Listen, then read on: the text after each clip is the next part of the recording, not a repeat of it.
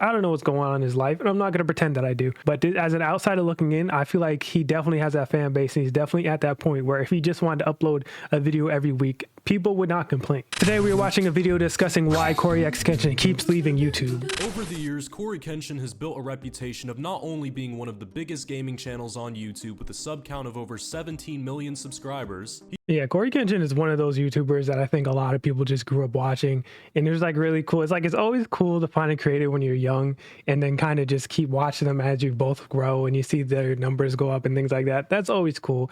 And CoryxKenshin is just one of those guys that like super lovable. You know, he don't be bothering nobody. He minds his own business. He just does his own shit. You know what I'm saying? CoryxKenshin's an all-star for sure. He's also been known for his frequent hiatuses from the platform, where he will abruptly stop uploading for months on end, with more often than not complete radio silence on all of his social medias. And to be honest with you, I don't know if he's ever said why he does this. It's honestly none of my business. And as a viewer, I don't feel like I'm owed that explanation, because I understand that sometimes this shit can get overwhelming. Like, I'm just a small creator myself, right? I couldn't imagine being at Corey's level and, you know, trying to keep up with that and your mental stability and just everything in general. I couldn't imagine doing that. It seems overwhelming. It seems like something it's best that you do slowly over time, because you learn how to deal with that shit instead of just blowing up overnight and then, like, you know what I'm saying, fizzing out really quick because you didn't slowly build up to that and learn how to deal with it. So like whenever he disappears, I'm never really mad at him, for real. Like, I get it, especially he could be dealing with shit in his own personal life we have no idea about. So I'd rather him disappear and be able to take a break and take care of that shit than burn out, or, you know, worst case scenario, we've seen what happens with some creators. Which leads fans to speculate about what he is up to and when he will inevitably return. So why does As long as everything is okay, you know what I'm saying, he's doing good, I'm fine. a YouTuber like CoryxKenshin with such a big fan base decide to do this? And more importantly, how has he managed to stay relevant and maintain his viewership when so many others in his genre would quickly be forgotten about the moment they stop uploading? Because he, like I said, he's just a lovable dude. He doesn't bother nobody. He don't really be in drama. He just minds his business. Like, that's just how it is. I feel like if a lot of creators also did that themselves, they could take longer breaks and then come back and not have to, like, you know, freak out they're gonna lose all their viewership overnight or whatever. If you just be a good person, you know what I mean? That's really what it comes down to. Mind your own business. That's what I'm trying to do. Before we get to that though, we have to figure out why CoryxKenshin is so inconsistent with his upload schedule in the first place. To answer that, I decided to go all the way back to when he first started up. I'm curious to see what the person, the creator of this video thinks, because I highly doubt they had like a one-on-one conversation with Corey to actually see what was really going on in the background. So like, I don't know. It's gonna be interesting. Uploading content back in 2009, almost 15 years ago. His first God damn, about what you would expect from time flies, dude. skits and vlogs, typically filmed on a low-quality webcam. I'm sorry, the beanie with the hat is fucking devious, but that was 2009, I guess, right? That's what that's what we was wearing, bro. With pretty minimal editing. Corey would upload this style of content on and off with pretty minimal results, with a couple of well-performing videos here and there, but for the most part, he would not really see any major success with this style of content. I don't know if this is his, well, I guess the numbers are skewed because, you know, I'm sure plenty of people went back and, like, you know, looked at his older videos. I doubt he was getting 500K, 300K in his first uploads. Which is the main reason why on September 30th, 2011, Corey would post his final video before a 2-year hiatus from the platform, the first of many to come, and something that will be important for later in the video. But there was one game in particular that would push his channel's growth to new heights, that game being... Oh god, bro. Can I be honest? I never understood why people love Five Nights at Freddy's. Like, the first one was cool because it was unique. You didn't really see that. I was like, oh, cool, sick. But then they just kept making them, and I didn't understand why people liked them. It was the same game over and over again. You know, I guess it must be the lore that keeps people playing those games, because it can't be the gameplay. I promise you that.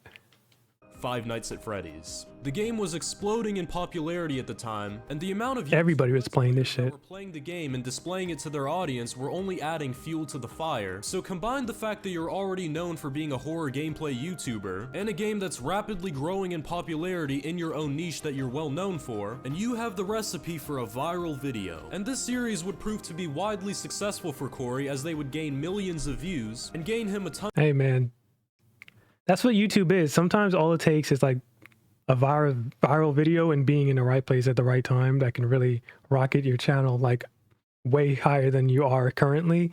It's definitely always cool to be watching a creator when they're first starting and then seeing them like finally hit that breaking point where their channel kind of blows up and they start getting all these views and subscribers. That's always fun to see. It's always fun to see.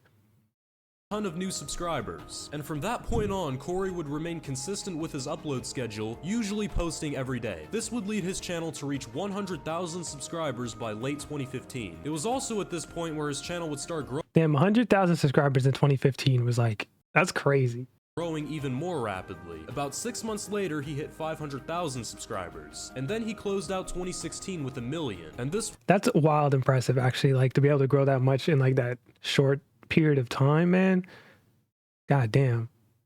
Was only the beginning, as his channel only got more popular with every single passing year. However, it's important to note, I feel like hitting 1 million subscribers on YouTube is like the golden goose that everybody chases when they're making content on YouTube.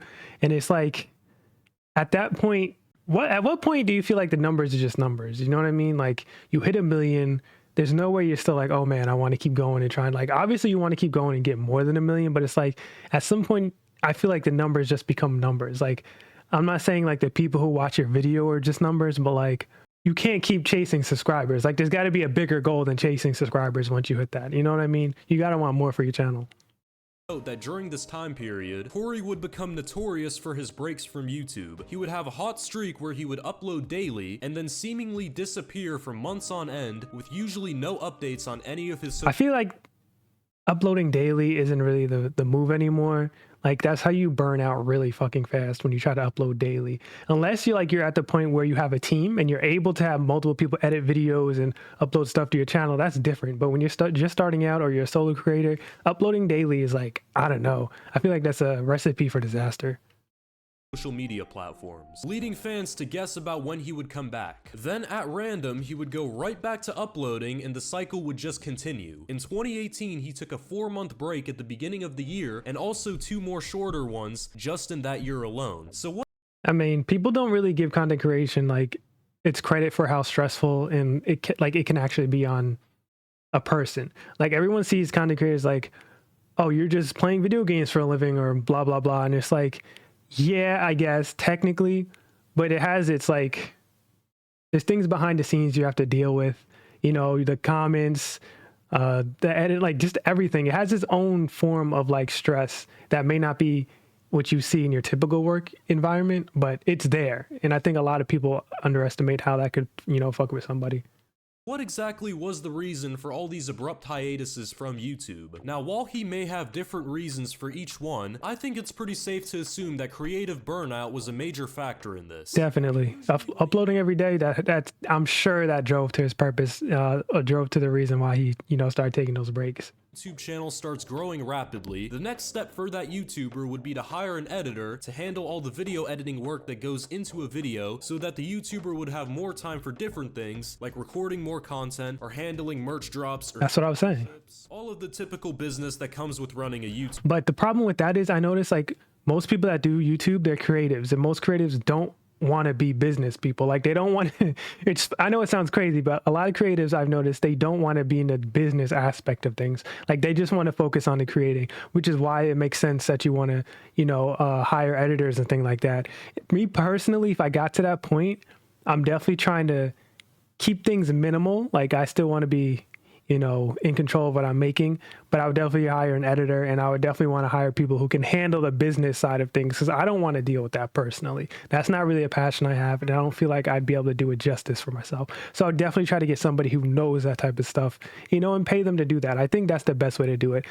But at the same time, I think, and I'm just talking out of my ass because I'm not there yet, but I think keeping it small and not going too big is also really important.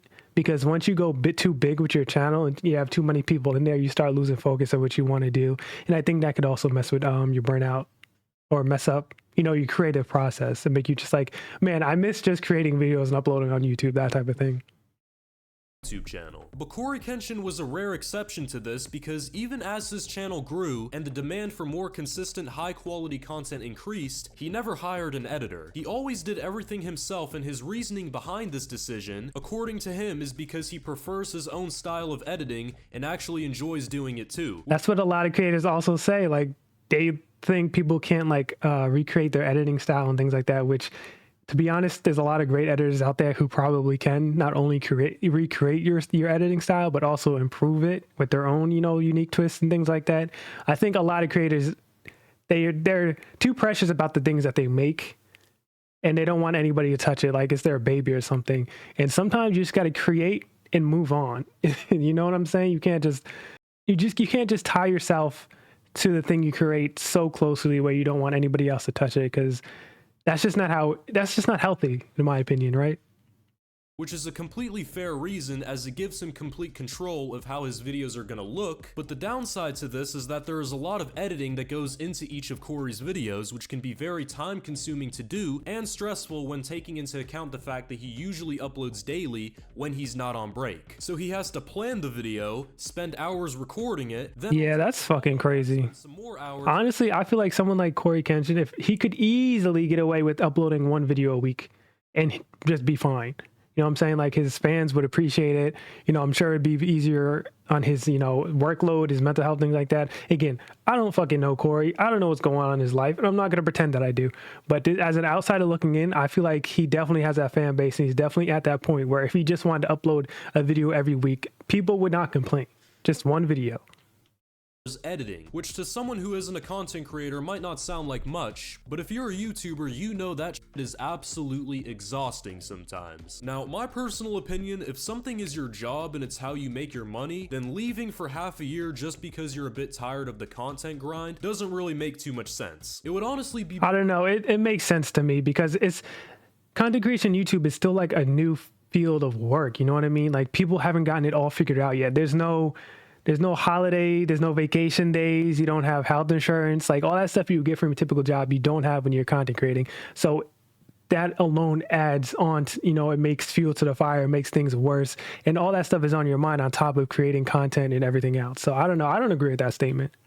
Better if he either uploaded only a few times a week or just decided to hire a video editor at that point. Because imagine someone who worked a 9-to-5 job, if they just decided to leave for months on end and just came back to work one day, nothing was out of the ordinary. Now, that's a dumb comparison, because like I said, it's not content creation and streaming, YouTube, all that stuff. This is relatively new, professions that we haven't really figured out 100% yet. It's still kind of up in the air how things work. You can have two content creators and their life can be completely different with how they operates, right? Because that's how drastically different this field is. So to compare it to your average job and saying, oh, you can just leave, of course you're going to get fired. You're working for somebody. Content creation, you're not working for anybody but yourself, and I guess the people who watch your videos. So that's not really a fair comparison, in my opinion. He would probably be fired right there on the spot. But Cory knows he can get away with leaving YouTube because he knows his viewers will wait for his return and his viewership will stay the same, if not only increase. I don't know if that's true. That's definitely some hard speculating. Like, there may be some truth to the fact that he does have diehard fans who will watch his content, but that's a lot of like speculative, assumptions this guy is making. You don't necessarily know what's going on in his life until Cory comes out and says, hey, this is why I keep disappearing or whatever. You will never really know. And I don't know, again, I don't know Cory. I'm not going to pretend that I know him, but I feel like he wouldn't just be like, oh, I can do whatever I want and upload whatever I want and I have viewership no matter what. Like, that's a foolish way to think as a content creator, because no matter how big you get, you can't take your viewers for granted, because that shit can go away tomorrow. You know what I mean? This is because CoryxKenshin is pretty much immune to becoming irrelevant, and this is for a few reasons. That's not true. Nobody's immune to becoming irrelevant when it comes to content creation. Nobody is. I promise you. The first one being that he's already quite well known for taking breaks because he's been doing it for years at this point. His viewers— that does help. When people are used to you doing a certain thing, when it happens, people aren't surprised. Like, imagine if, like, I don't know, PewDiePie, just some other big creator start taking month breaks at a time. It would be weird because they've never done that type of shit. You know what I mean? I guess when you set a certain expectation with your viewers that, hey man, I don't know when I'm gonna upload. I'll upload when I upload type shit. Then maybe, I don't know. If that's the case, then he's kind of smart for that. See that he hasn't uploaded in a while and just assume he's on break and will return just like he has every single time. These hiatuses have unintentionally built a cult-like fan base of people who are always left wanting more from him, and they never know when he's gonna come back either. Hey man, sometimes less is more. Absent makes the heart fonder, you know what I'm saying? Because he just doesn't update his fans when he's gone. It's actually a psychology trick from the 48 Laws. Oh brother, I hate this book. Rappers like Playboy Cardi have even used to their advantage. The second reason is that his content. I don't know what it is about the 48 Laws of Power, but everybody who talks about that book are fucking douchebags, or they act like assholes. I don't know what it is about that book. I really don't. Has a huge replayability factor. Videos that he uploaded years ago are still being discovered by people who have never watched him before. The third reason is that he's honestly just too big to fail at this point. That's also not true. You're never too big to fail. That's a crazy way to think, man. Thinking you're too big to fail or that you're immune to becoming irrelevant, that's a dangerous way to think, man. I'm telling you, especially in this field. CoryxKenshin's fame has reached a point where he's become somewhat of a household name. I'm not joking, literally almost everyone in my high school knew who Cory was. So like, in my opinion, anyone can have a fall off. I don't care who you are. just imagine how popular he is for the younger generation and just how much of an impact he has on them. All right, this was a good video. I didn't agree with some of the stuff he was saying at the end, and like I said, nobody's immune to falling off. I hope it doesn't happen to Cory. I want to see the guy, keep succeeding and flourishing in his own right. But to be honest, it's really none of our business why he takes these breaks. As long as he's doing good, everything is in order. I'm not going to complain.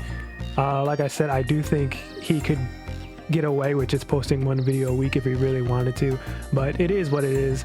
I'm gonna leave the link to the description in the video, or I'm gonna leave a link to the video in the description. I said that backwards. Thanks for watching.